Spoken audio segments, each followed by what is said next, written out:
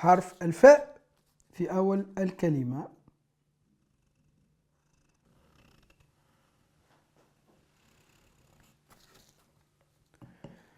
يليه حرف اللام في وسط الكلمة تماما مثل ما رسمنا الألف لام.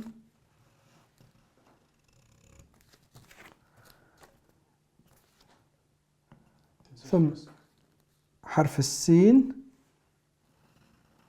كالعادة السنة الأولى أعلى من السنة الثانية أعلى من السنة الثالثة.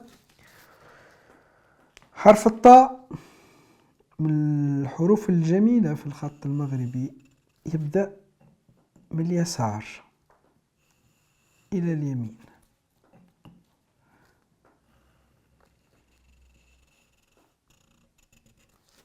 يبدأ من اليسار إلى اليمين.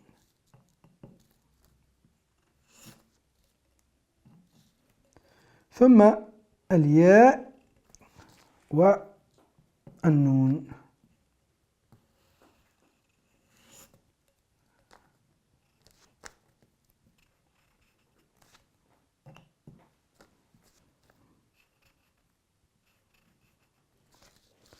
هي فلسطين الحبيبة.